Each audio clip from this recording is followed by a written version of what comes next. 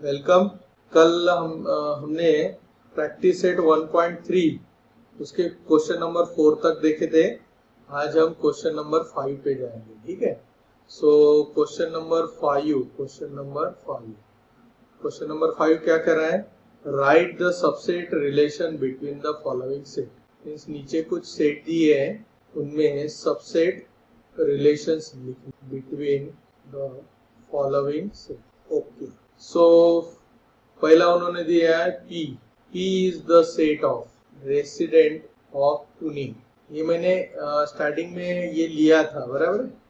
याद आ रहा है सबको कि रेसिडेंट ऑफ दिल्ली, चांदनी चौक वगैरह ऐसा, इसीलिए मैंने वो एग्जांपल लिया था ताकि आगे जाके आपको ऐसा याद आए। M is the set of resident of Madhya Pradesh. M is the set of resident of Madhya Pradesh के लिए मैं MP लिखता हूँ। Is the set of resident of Indore, क्या दिया है? इंदौर। एंड B नेक्स्ट है, B is the set of, कुछ रिलेशन समझ में आ रहा है? Resident of India, B for Bharat, इसलिए उन्होंने B ले लिया। ओके, अब यहाँ हमारा थोड़ा सा कंफ्यूजन हो जाता है, बच्चे गलती कर लेते हैं। इंडिया बोले तो I समझ लेते हैं, B का भूल जाते। ध्यान दे के पढ़ना। H is the set of resident of Maharashtra. Maharashtra के लिए H उन्होंने दे दिया है, तो क्योंकि M पहले MP के लिए लिया था, बराबर। बहुत सिंपल है। अब उन्होंने इसमें रिलेशंस बताना है। Which set from the above example can be chosen as the universal set. So उसमें पहला क्वेश्चन है, सॉरी दूसरा क्वेश्चन है, ये दूसरा क्वेश्चन कि हमें सबसे, यहाँ पर हम लिखेंगे सबसेट रिलेशन। Subset relation. अब आप बता सकते हैं सबसे बड़ा जो से पहला जो पुणे है, ये पुणे कहाँ पर आता है? महाराष्ट्र में आता है, बराबर है। सो पहले P is a subset of, P is subset of Maharashtra. Maharashtra का क्या है? H, बराबर है। दूसरा, और इस P का और एक रिलेशन आता है। अब ये जैसा महाराष्ट्र में मौजूद है वैसे वो इंडिया में भी है। सो P is also subset of P, B for Bharat. Okay, तो ये दो रिलेशन पुणे का जो सेट है वो मेंटेन कर रहा है। ओके, बाद में फिर मध्य प्रदेश और इंदौर। इंदौर कहाँ पे आता है? मध्य प्रदेश के अंदर, बराबर। So Indore city belongs to Madhya Pradesh, इसलिए Indore is a subset of Madhya Pradesh. So दूसरा, Indore is subset of Madhya Pradesh. Okay, अब इंदौर और किसका सबसेट है? So Indore is subset of Bharat also, बराबर है। भारत क्या भी है, ठीक है। ऊपर महाराष्ट्र इंडिया का भी एक पार्ट है, इसलिए H is also subset of in Bharat, बराबर। तो यहाँ महाराष्ट्र का भी मैंने बता दिया, H फॉर महाराष्ट्र। ओके, अब M मध्य प्रदेश भी तो भारत के अंदर या इंडिया के अंदर आता है। सो M is subset of Bharat. Okay, ये भी हो गया। चलो देखो कैसे, पूना महाराष्ट्र का सबसेट है, as well as Poona Bharat का भी सबसेट है। महाराष्ट्र भारत का सबसेट है, ओके, इंडिया का सबसेट है। ओके, इंदौर मध्य प्रदेश से बिलोंग करता है, इसलिए Indore is subset of Madhya Pradesh. तो बड़ा कौन हो गया? मध्य प्रदेश, वो सुपर सेट, इंदौर हो गया सबसेट। ओके, वैसे ही इंदौर भारत से भी या इंडिया से भी बिलोंग कर रहा है। So I is subset of India, B set, बराबर है। वैसे ही मध्य प्रदेश कहाँ से बिलोंग करता है? इंडिया से बिलोंग करता है, बराबर, एक स्टेट है इंडिया का, इसीलिए M is a subset of Bharat, या बी सेट भी कह सकते हैं, बराबर। तो इस तरह से हमने ये रिलेशन यहाँ बता दी, बराबर है। तो ये ऐसे 6 रिलेशंस यहाँ लागू हो जाते हैं सबसेट में। ये हो गया हमारा पहला प्रॉब्लम। अब दूसरा क्वेश्चन, उनकी set from the above example, set from the above example, अपने अपने माइक बंद रखो बेटा। We set from the above example can be chosen as the universal set. बहुत सिंपल है कि ये देखो पुना इंडिया का बी सेट का सबसेट है, P set is a subset of B, H is also subset of B, M is also subset of B and I is also subset of B. मतलब ये जो इंडिया का जो set है B, उसके नीचे आने वाले H, P, I, M, ये चारों सेट उसके क्या है, सबसेट है, बराबर है. So all the sets considered below Bharat set या India set are subset of it. That means Bharat can be considered as universal set, बराबर है. So हम यहाँ लिखेंगे from above example all the sets are subset of set B. Therefore B is set of resident in India can be chosen as universal set. So हम जो India का set है B set, उसे हम universal set consider कर सकते, बराबर है. ओके, अब जाते हैं क्वेश्चन नंबर 6 की तरफ. सो क्वेश्चन नंबर 6 क्या है? क्वेश्चन नंबर 6 बताता है which set of the numbers could be the universal set for the sets given below. ये इस तरह से क्वेश्चन नंबर 6 है, बराबर है. अब इसमें हम पहला क्वेश्चन देखते हैं, क्वेश्चन नंबर 1. ओके, तो पहला सेट क्या क्या दिया है, A equal to the set of multiples of 5. Okay, बाद में उन्होंने दिया है B equal to the set of multiples of 7. बाद में C सेट दिया है the set of multiples of 12, बराबर. अब इसमें से कौन किसका सबसेट है वो ये हमें देखना पड़ेगा और उस पे से डिसाइड करना पड़ेगा कि which set could be a universal set, बराबर. तो पहले हम क्या करते हैं कि हम एक सेट लिख लेते हैं और उन पहले नंबर सेट लिखते हैं, which set of numbers could be the universal set for the given set. तो हमारा ए सेट जो है वो ए सेट में कौन कौन आएगा वो पहले लिख लेते हैं. सेट ऑफ मल्टीपल ऑफ 5, मतलब ये 5 का टेबल होगा 5. ओके, उसके पहले हमें ये 0 भी कंसिडर करना पड़ेगा. 5 के टेबल में 5 zeros are 0, बाद में 5 1s are 5, 5 2s are 10, 15, 20, 25 and so on. Okay, फिर बी सेट अब इनफाइनाइट है, टेबल 50 तक ही होता है, लेकिन ऐसा नहीं होता. 5 का टेबल 5 से इंक्रीमेंट करके उसमें 5 ऐड करके आगे जा सकते हैं. ओके, अब बी सेट भी मल्टीपल ऑफ 7 है, बराबर है. मल्टीपल ऑफ 7 बोले तो फिर 7 का भी टेबल 0 से शुरू होगा. 7 1s are 7, 7 2s are 14, 7 4s are 28, 7 5s are 7, 6s are ऐसा ए बी सेट कंटिन्यू रहेगा. ओके, बाद में हम लेते हैं C set. C set of multiple of 12, तो हमें 12 का भी यहाँ सेट बनाना पड़ेगा. सो ये 0, 12 1s are 12, 12 2s are 24, 12 3s are 36, 48, 12 5s are 60 and so. तो हमने यहाँ सेट तो बना लिए, लेकिन हमें नंबर सेट भी चाहिए. हमें देखना है कि हमारे जो स्टैंडर्ड नंबर सेट है उनमें से कौन भाई यहाँ पर हमारा यूनिवर्सल सेट बन सकता है. तो सबसे पहला हमारा नेचुरल नंबर सेट है. नेचुरल नंबर सेट मीन्स 1 2 3 4 5 6 7, ये सारे हमारे बन सकते हैं. फिर whole number, so whole number में देखो 0 1 2 3 4 5 और सो ऑन. फिर आता है इंटीजर सेट. इंटीजर में क्या होता है, डॉट डॉट डॉट -2 0 1 2 3 और इधर भी एक्सटेंडेबल. फिर रैशनल नंबर में भी हमें मालूम है रैशनल नंबर. रैशनल नंबर में देखो क्या है, रैशनल नंबर मतलब तो ऑल रैशनल नंबर. ओके, फिर real number set R, all real numbers. तो इस तरह से ये हमारे सेट तैयार हो, number set standard number set है. अब देखो यहाँ आपके सामने ये दिए हुए हैं, तो इनमें से आपको क्लियरली क्या दिख रहा है, बराबर. देखो 0 1 5 10 जो है, तो ये सेट होल नंबर को बिलोंग कर रहा है, वो इंटीजर को बिलोंग कर रहा है, रैशनल नंबर को बिलोंग कर रहा है, एज वेल एज रियल को भी बिलोंग कर रहा है। तो सिमिलरली केस ये होल नंबर को, इंटीजर को, रैशनल नंबर को और रियल नंबर को सबको ये बिलोंग कर रहे हैं सब। तो इसलिए ये तीनों भी जो सेट है ABC all are subset of whole number.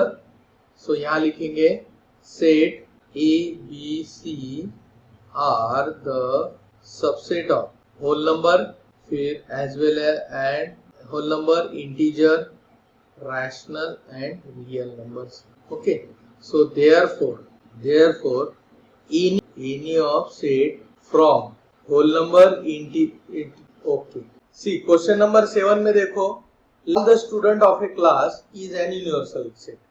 तो हम इसको हमारे क्लास के साथ जोड़ के समझते हैं कि आपका जो 9th का क्लास है, जो भी A सेक्शन हो, B सेक्शन हो, जो भी सेक्शन हो, तो उसके सारे स्टूडेंट, फिर उसमें बॉयज आएंगे, गर्ल्स आएंगे, कुछ एकदम स्टूडियस स्टूडेंट आएंगे, कोई एवरेज स्टूडेंट आएंगे या कोई फेल होने वाले स्टूडेंट, ये सारी कैटेगरी अपने क्लास में जितने स्टूडेंट है वो सारे उस यूनिवर्सल सेट में मौजूद है, बराबर। अब उन्होंने क्या बोला है, then write the complement of set A, बराबर है। तो कॉम्प्लीमेंट्री सेट किसे कहते हैं, उसकी टैगलाइन याद करने की कोशिश करो। कॉम्प्लीमेंट्री सेट की टैगलाइन थी set of all absent element. क्या था, set of all absent element. तो अब देखो सेट ए में कौन है वो भी फाइंड आउट करते हैं। तो उन्होंने बोला है let set A be the students, set of students who secure 50% और more than 50% marks in maths. Means जिसको 50% मार्क्स है वो और उसके ऊपर के सारे मार्क्स, जितने ज्यादा मार्क्स लेने वाले हैं वो सारे बच्चे ए सेट में उन्होंने रखे। इसका मतलब अब इसमें कौन नहीं रखा, ऐसे स्टूडेंट जिनको 50% से कम मार्क्स है, तो वो हो गए इस ए सेट में एब्सेंट। तो उनका जो से एब्सेंट बच्चों का सेट है that is the complement of A, बराबर है। तो 50% जिनको नहीं मिले that is the complement of set A. समझ में, लेस देन, बस एक सिंगल लाइन में ये हमारा आंसर यहाँ फाइनल हो गया है। समझ में आया है सबको, बहुत सिंपल है। अब देखो ऑपरेशंस ऑन सेट, क्या देखना है, ऑपरेशंस ऑन सेट। हेलो, सबको नहीं आ रही क्या आवाज? अच्छा, अब को था सोनोने आप एक बार मीटिंग छोड़ के फिर से ज्वाइन करो।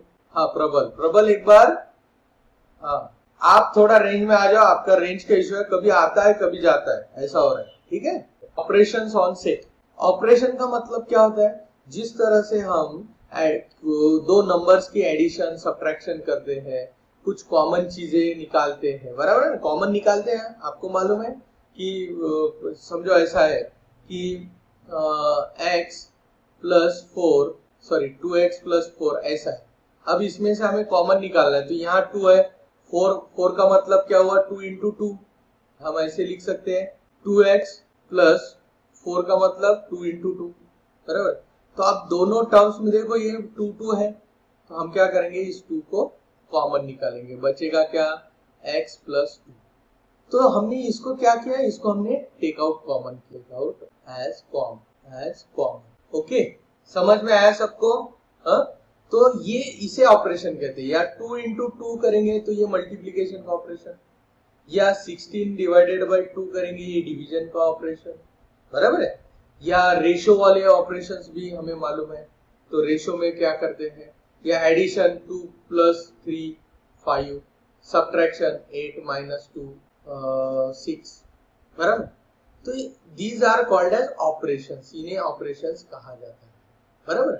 तो ऑपरेशन का मतलब वो मेडिकल वाला ऑपरेशन नहीं है, ये इसको जो हम प्लस माइनस करते हैं this is called as operation.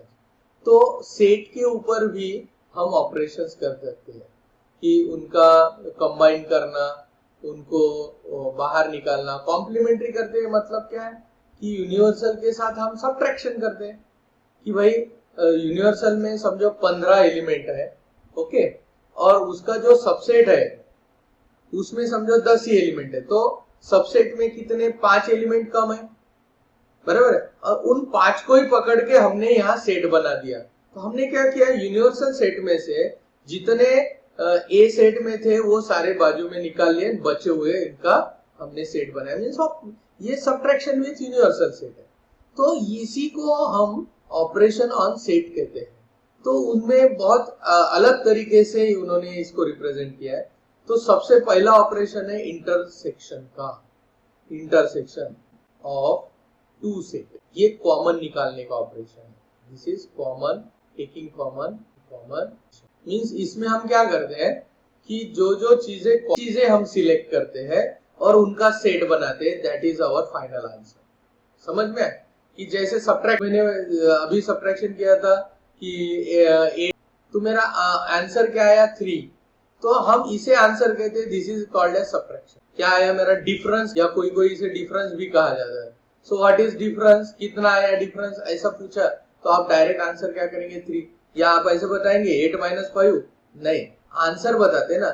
उसी तरह ये दो सेट का जब हम इंटरसेक्शन करते हैं तो उसका जो फाइनल जो कॉमन निकलता है वो एक अलग सेट बनता है, that is the intersection. Suppose मैंने यहाँ पर एक ए सेट लिया, A set equal to X Y Z W, ऐसे सेट लिया, ओके। और दूसरा बी सेट लिया जिसमें मैंने सिर्फ जेड, ऐसे 2 ही लिए, ओके। अब मुझे इंटरसेक्शन करना है। इंटरसेक्शन मतलब दोनों में क्या क्या कॉमन है, और इसमें सपोज मैं एक वी भी डाल देता हूँ अलग होने के लिए। अब इसमें कौन कौन कॉमन है इनको मैं अंडरलाइन करता हूँ। तो y भी है, यहाँ भी y, z है, z, v ऊपर मौजूद है क्या, नहीं, v के बजाय यहाँ x और w दिख रहे हैं। तो अगर हम जितना कॉमन है उतना ही अगर यहाँ लिखेंगे तो हमें सेट कैसे मिलेगा, y z का सेट, बराबर है। इसे कहा जाता है इंटरसेक्शन सेट। बट इसको लिखने का एक तरीका है कि a इंटरसेक्शन b, क्या लिखेंगे, a intersection b is y z। क्या आया, y z। इसे देखो इंटरसेक्शन के लिए उल्टा u रखा है हमने, ये इस तरह से, जो u इंग्लिश लेटर यूनिवर्सल का u होता है ना, उसको हमने उल्टा किया तो that becomes a symbol of intersection, symbol of intersection, okay. अब इसमें ऐसा है कि ये वाइस वर्सा भी होता है, ये उल्टा भी हो सकता है। आप इसको ऐसे भी अगर कहे कि B intersection A equal to what, B का A के साथ कॉमन कितना है वो ढूंढो, या A के B के साथ कॉमन ढूंढो, दोनों का आंसर एक ही आएगा, that is y, z। Because हमने सेट बदले क्या, नहीं, A और B के अंदर कंपैरिजन कर रहे, जो कॉमन है उनको लिख रहे। तो A का B के साथ इंटरसेक्शन करो या B का A के साथ इंटरसेक्शन करो, बोथ आर सेम, दोनों भी सेम है। So it is written as A intersection, इसको पढ़ते वक्त ऐसे पढ़ेंगे, A इंटरसेक्शन, जिसको रीड एज मैं यहाँ लिखता हूँ, रीड एज, और इसे लिखता हूँ राइट एज। लिखना किस तरह से है, A intersection B equal to y, z। पढ़ते वक्त पढ़ना ऐसा, A इंटरसेक्शन B इक्वल से उल्टा, पहला कौन सा सेट है, B, तो यहाँ मैं B लिखूंगा, B इंटरसेक्शन A। समझ में आया आपको, बहुत सिंपल है, उसमें दिक्कत वाली कोई बात नहीं है। दूसरा एग्जांपल अगर लेना, नंबर का एग्जांपल लेते हैं, जैसे कि समझो P is a set of, किस किस का सेट है, 2, 3, 5, 7, ओके, बाद में 11, 13, 17, ये प्राइम नंबर दिख रहे हैं आपको, ओके। फिर मैं एक दूसरा सेट लेता हूँ, क्यू नहीं लेंगे, क्यू स्टैंडर्ड सेट है, समझो टी सेट लेते हैं। टी सेट में सपोज मैंने ऐसे लिया 1, 3, 5, 7, 9, 11। अब देखो ये है ऑड नंबर का सेट, ये ऑड नंबर सेट लिया मैंने, ऑड नंबर, और ऊपर मैंने लिया प्राइम नंबर। ये आपके सब कुछ भी ले सकते हो, मैं ऐसा कुछ बुक के अंदर दिया है ऐसा नहीं ले रहा हूं मैं, एट रैंडम मेरे दिल में जो आ रहा है आप भी ले सकते हैं। अब इसमें जो कॉमन है क्या करना, इंटरसेक्शन करते हो कॉमन के नीचे अंडरलाइन करो, 3 है, यहाँ पर भी 3 है, 5 है, 5 है, 7 है, 7 है, 11 है, यहाँ 11 है, और कुछ दिख रहा है क्या, नहीं। तो इसका मतलब जो मेरा कि P इंटरसेक्शन T, और हम ऐसे भी बोल सकते हैं कि T इंटरसेक्शन P, ये दोनों इक्वली आने वाले, इसलिए मैं इक्वली लिखता हूँ। तो अब देखो इसमें कौन कौन है कॉमन, 3 कॉमन है, अंडरलाइन वाले सारे लिख देना, 5, 7, 11। देखा कितना आसान है। So this is P intersection T और T इंटरसेक्शन P इज 3, 5, 7, 11। तो ये कॉमन निकाला हमने, इसे कहा जाता है taking out common. Yes boss, yes बिल्कुल 100%।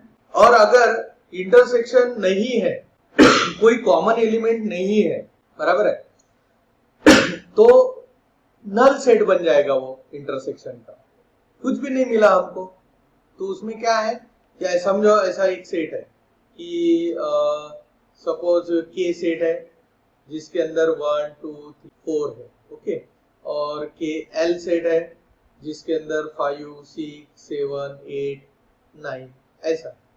तो के इंटरसेक्शन एल क्या होगा, हमें कुछ कॉमन नहीं मिला तो हम इसको ऐसा null set is equal to 5, इतना सिंपल।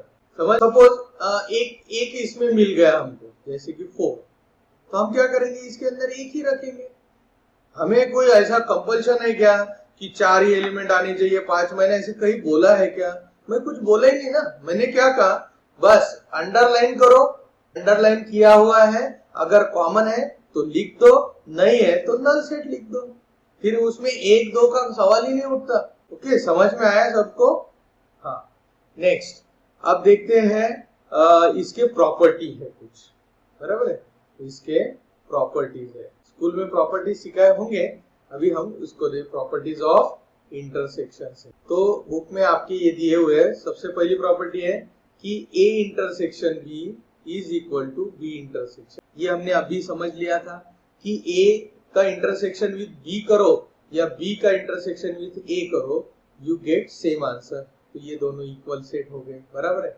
दूसरा प्रॉपर्टी है, if A is subset of B, then A intersection is always A। अब ये मैं एग्जांपल लेके आपको बताता हूँ। अब देखो A क्या है, A is a subset of B का ये सबसेट है, B का A है, इसका मतलब A में जो एलिमेंट है वो सारे B में मौजूद है। तो हम क्या करते हैं, 1, 2, ओके।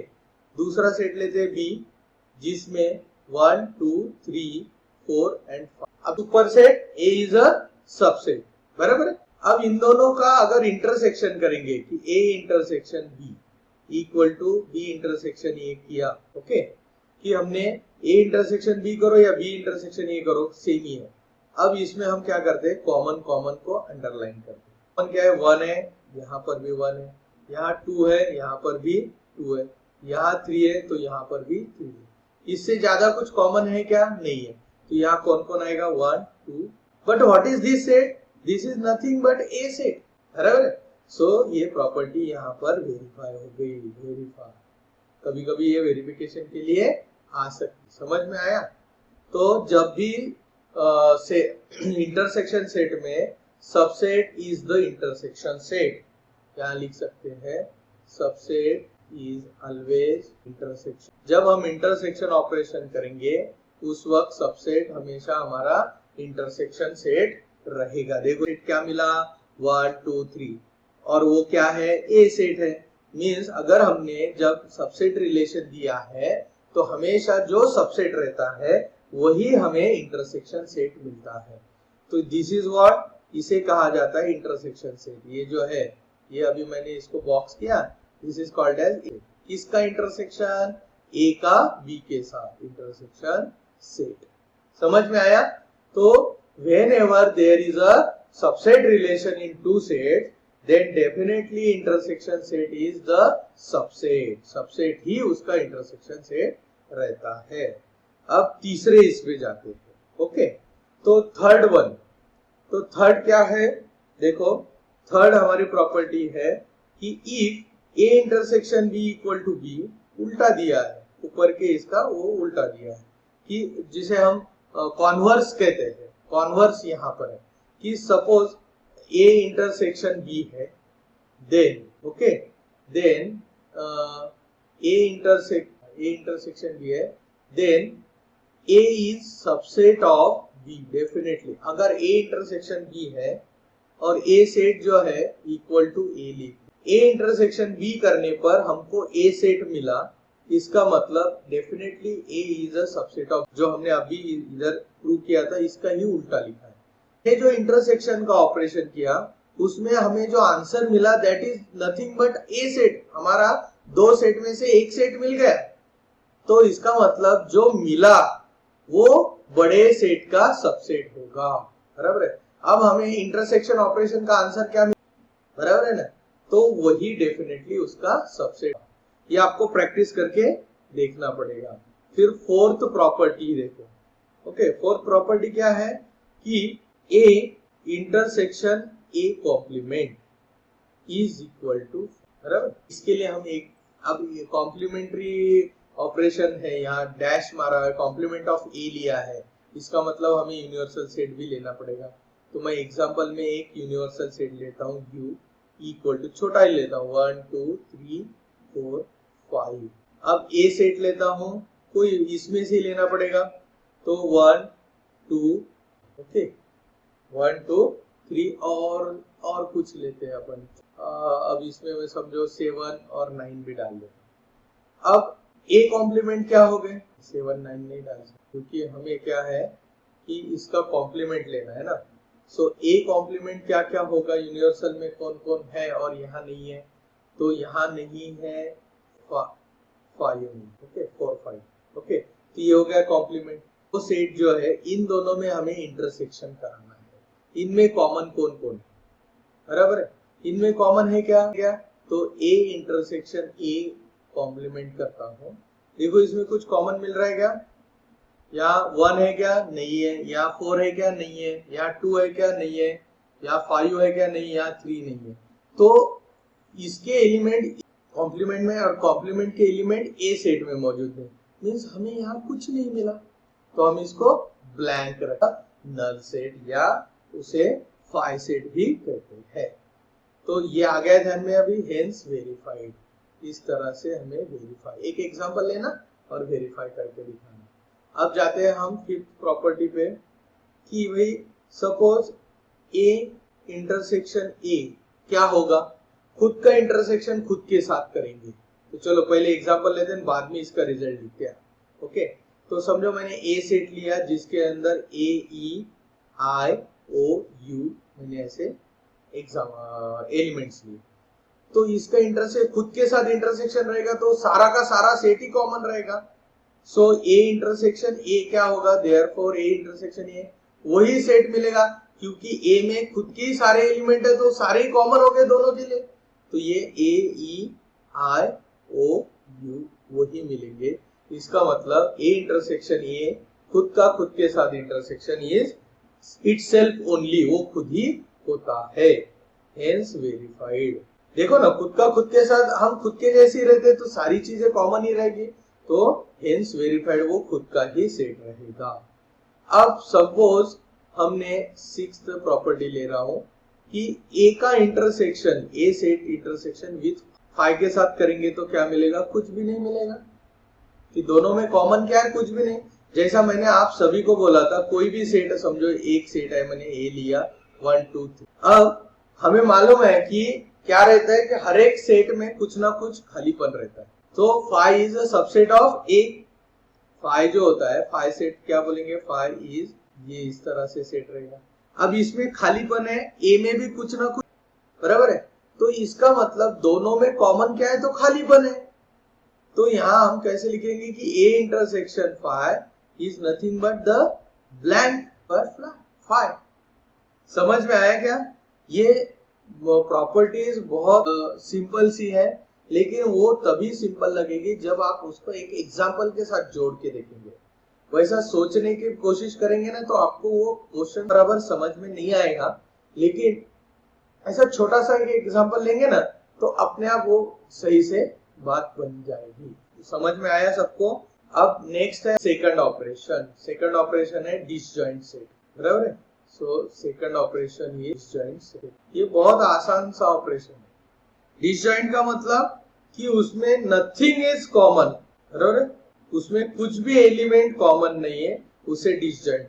जैसा हमने ऊपर लिया था, ऊपर हमने कहा था कि भाई कॉमन नहीं तो हम उसको फाई लिखेंगे, तो ये सेट क्या हो गया, ये हो गया। समझ में? आपको समझ में आता है। देखो ए सेट में क्या है 1 2 3, ये कॉम्प्लीमेंट क्या है 4 5, बराबर है। तो कोई भी सेट और उसका कोई भी दुनिया का कोई भी सेट लिया और उसका कॉम्प्लीमेंट लिया, ये दोनों एंटायरली डिफरेंट आएंगे, उसमें कॉमन चीज आपको कुछ भी नहीं मिलेगी, क्योंकि एक सेट है प्रेजेंट लोगों का, दूसरा सेट है अब्सेंट लोगों का। तो उसमें कुछ कॉमन मिलेगा क्या? नहीं मिलेगा, क्योंकि प्रेजेंट में अब्सेंट लोग मिलेंगे नहीं, प्रेजेंट अब्सेंट लोगों में मिलेंगे नहीं। इसीलिए हम वो दो सेट डिसजॉइंट सेट कह सकते हैं। डिसजॉइंट सेट क्या है कि if the two sets have no common element, then the two sets are said to be disjoint set, तो उन्हें disjoint set कहेंगे।